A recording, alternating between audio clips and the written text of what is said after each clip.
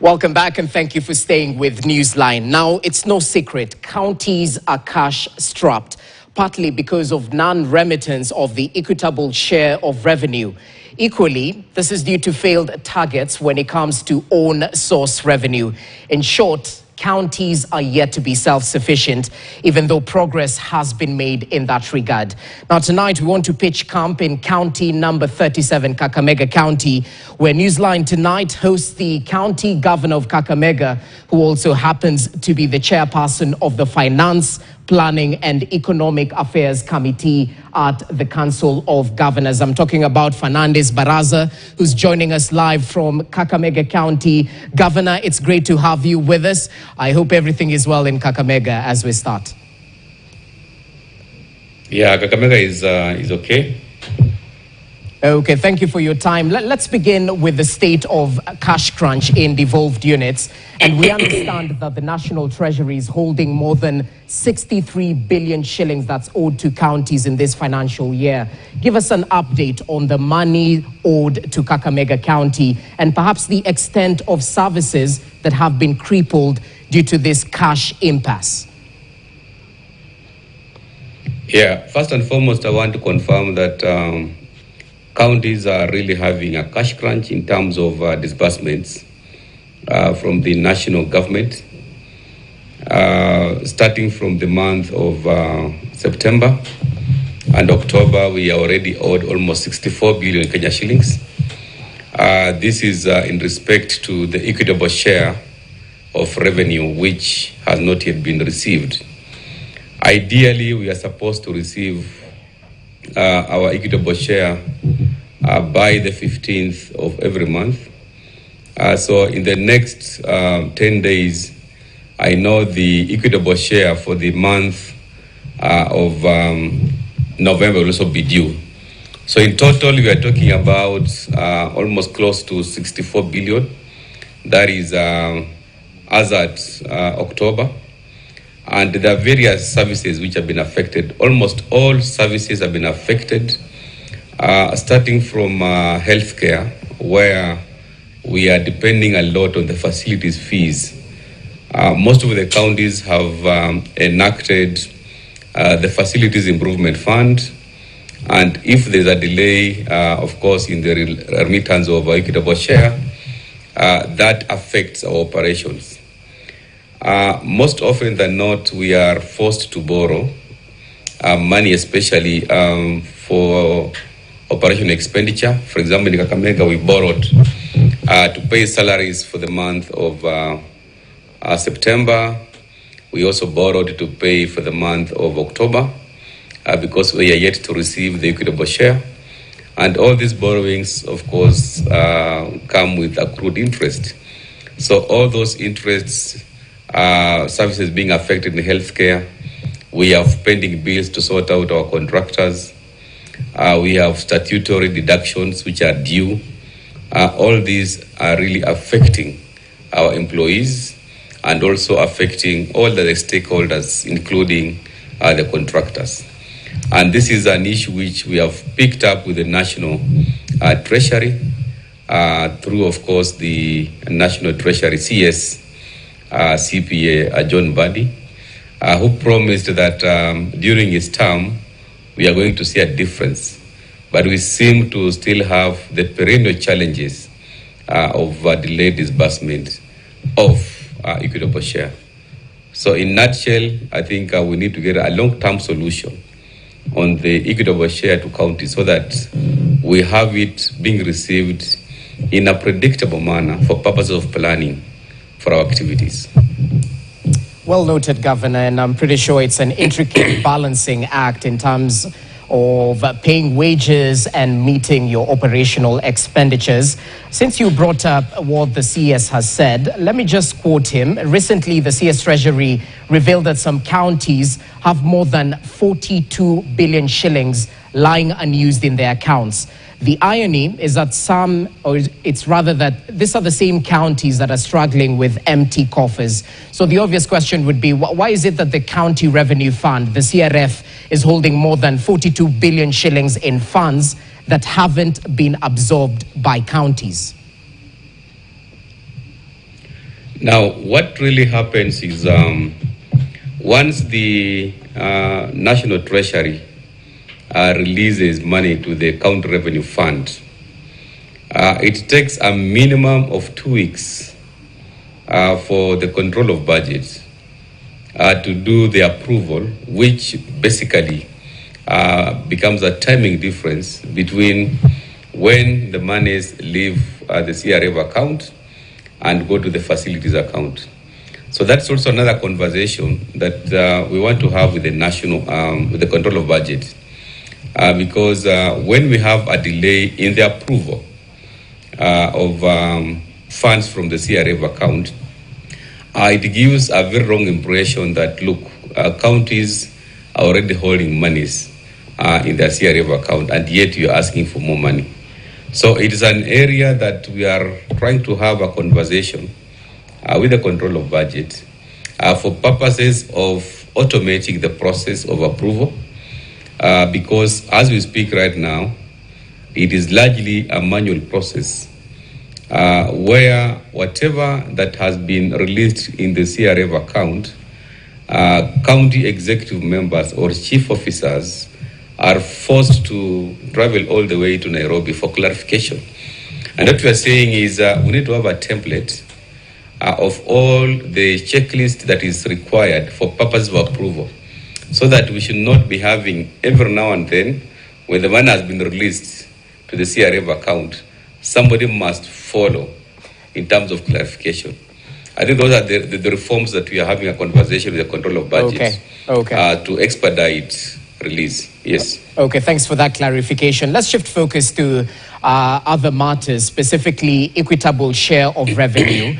And it's the big question, is 380 billion or 400 billion in terms of shareable revenue to counties? The National Assembly is arguing that due to the shutting down of the Finance Bill 2024, the projected revenue collection can't be met, hence the reduction of monies that were promised to counties by 20 billion shillings. From a devolved perspective, briefly, what does that reduction mean to critical services in Kakamega County, case in point?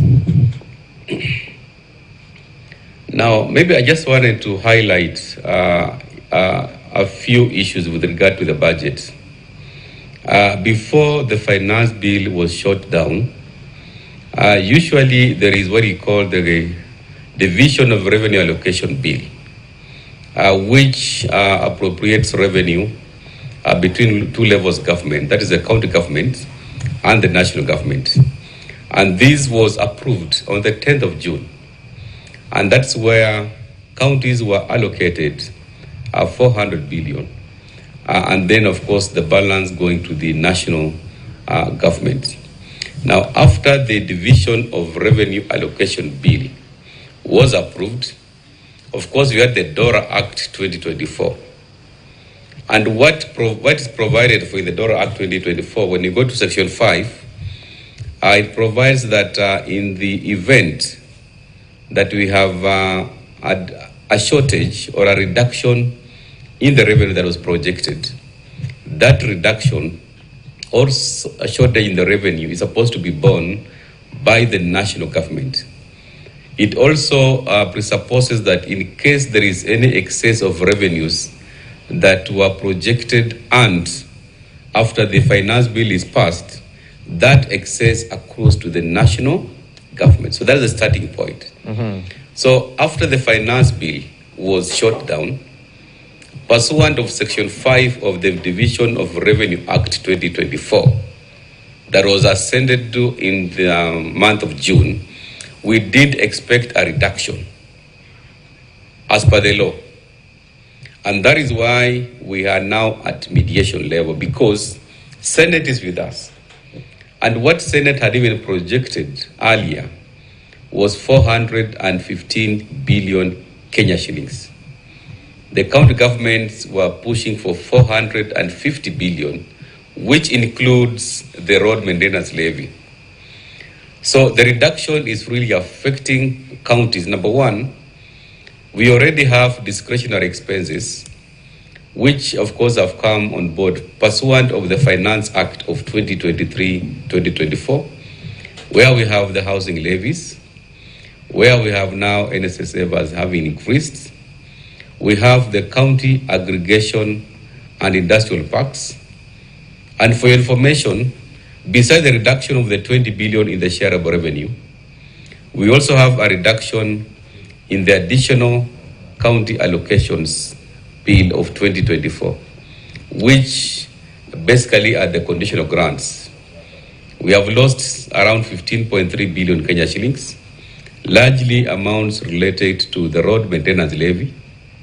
We expected to maintain roads for example. For the last 3 financial years, we have never received any road maintenance levy. In this financial year, through the County Additional Allocations Bill 2024, again that was reduced. We have the CAIPs, the County Aggregation and Industrial Parks, which we're already implementing with the national government. All that amount has been reduced in the conditional grant. So what that means is we're going to have a situation where most of the projects are going to stall. We had projected to do quite a number of development projects. For example, in Kakamega, there are some bitumen roads which may have to be postponed to the next financial year. Like there's one which is a very crucial one in Huisero, from Ekonjero, Emako up to Kilingiri, around 27 kilometers. Yes. Definitely that will have to be put on hold. When you go to Likuyani, we have Spencon, River Nzoia, up to Konambaya. A bitumen road will definitely be postponed. Okay, Governor. So what we are saying here is we need to respect the Constitution. And for us, as we speak right now, we are behind the Senate as they proceed for mediation. And what is equitable to counties is 400 billion Kenya shillings. And the conditional grants, we need the money for RMLF, CAIPs, and county headquarters. Well noted, Governor, and we definitely are monitoring the state of that conversation between the Senate and the National Assembly when it comes to that matter. Let's shift focus to matters development of the fourth revenue sharing formula amongst counties. And the current formula, which has been in place since 2020, is set to expire in June 2025. And we understand the goal here, of course, is to ensure fair resource distribution amongst the 47 counties. Briefly, give us your take on what carries more weight according to you, population or geographical size, because these are some of the things that will be put into consideration when coming up with that formula. I just wanted to highlight on the third basis, which is currently in force. Okay. We have around 8 attributes which are considered in the revenue share. The first attribute is the basic share, which applies to all the counties, and that accounts for almost 20%. The second attribute is population, which accounts for 18%. The third attribute is health services, which cuts across, and that accounts for almost 17%. Then we have the poverty level, which is another consideration, which accounts for almost 14%. We have agriculture that accounts for 10%. Then land mass is 8%, roads 8%, and of course urban centers, because you also need to do some bit of urbanization, municipalities, etc., is 8%. So when you look at the current basis, which is in force, our position in COG is no county should be disadvantaged with any proposal. So we are very comfortable for the position as is to remain in force, because if we talk about increasing the allocation for land, definitely you'll be reducing one attribute. Okay. And for example, in Kakamega, if you touch on population, we are going to lose almost 1 billion Kenya shillings.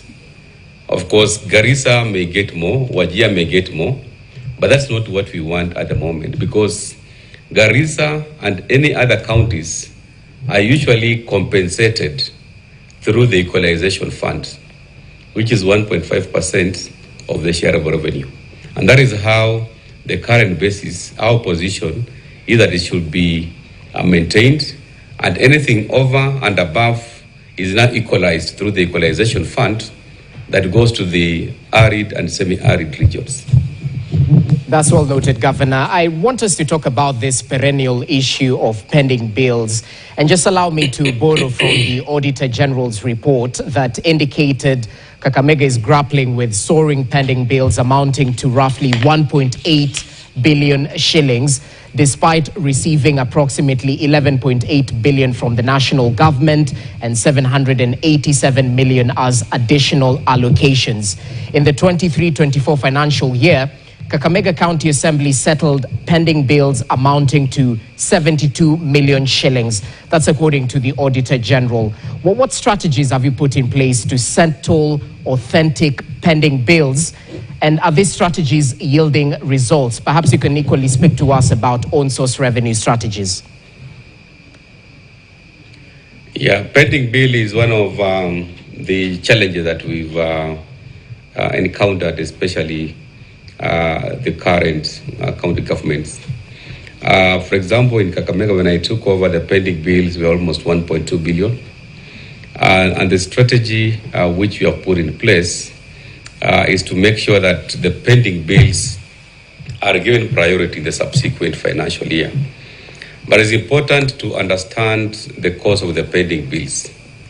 And one of the causes of the pending bills is non-achievement of the on-source revenue targets. For example, in Kakamega, we are at target of 2.2 billion Kenya shillings, and we collected close to 1.4 billion Kenya shillings. So definitely when you have a gap of almost 800 million, whatever that had been budgeted for in terms of the payments will definitely become a pending bill. That's number one. The second cause of pending bills, of course, is delays in receiving the equitable share.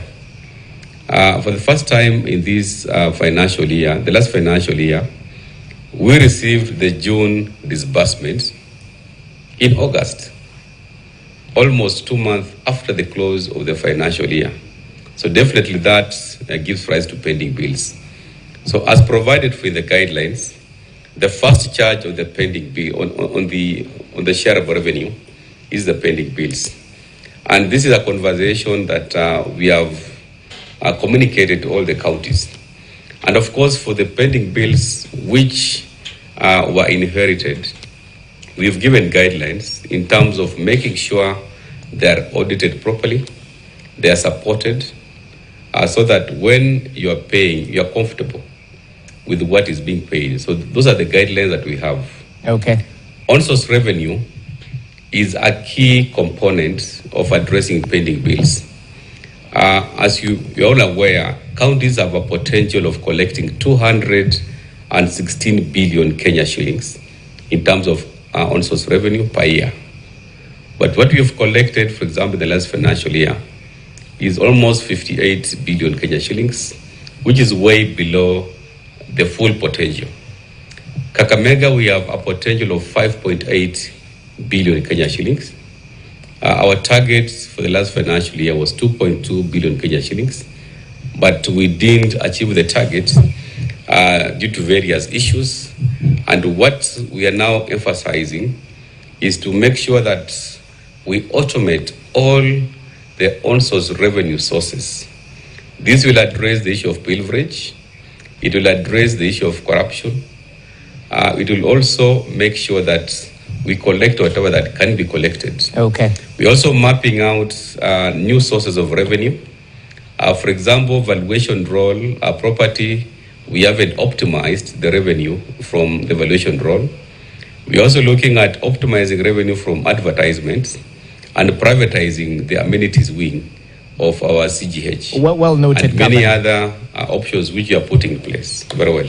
Okay, it's good to know those strategies in terms of technological, legislative, or human capacity as well. It would be an injustice to let you go without giving Kakamega residents a word or two. So in 30 seconds or so, because we are stripped of time, despite all these challenges we've mentioned, what assurance can you give Kakamega residents in terms of your government scorecard?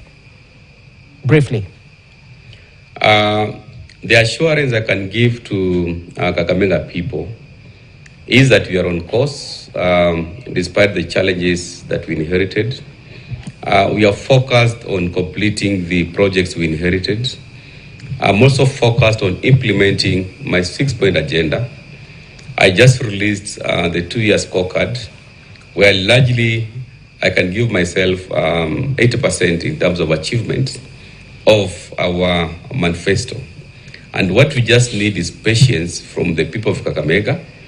And one thing that I just want to highlight is they should not be comparing the performance of Governor Emeritus for 10 years and my performance for 2 years. If you are given 10 years, Kakamega will be transformed. And we are focused to make Kakamega the 6th city in the Republic by commissioning 3 more municipalities in Butere, Malava, and Matunda. All these I'm doing this month of November. Thank you. Well noted, Governor. Asante sana for your time, and hopefully next time we can host you right here, or we can join you in Kakamega, where I understand the scenery is quite green. We appreciate your input. Asante sana for your time, Governor.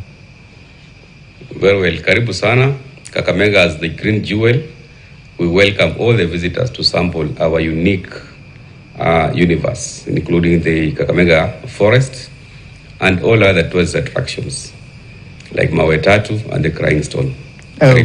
Okay, well noted. Asante sana. That is Fernandez Baraza, the Kakamega County Governor, just engaging us on 1 or 2 issues touching on the state of counties, especially Kakamega County when it comes to the equitable share revenue, the untimely disbursement, or is it the timely disbursement or whatnot? But those are issues we'll continue following up for you, because these devolved units are quite instrumental in the delivery of services and governance in the country, right, Ashley? Definitely. So, you know, you've heard it's the green jewel. Last time I was in Kakamega, I was there for work. So when are you taking me, Michael Anka? That's a story for another day. Let's start with the bold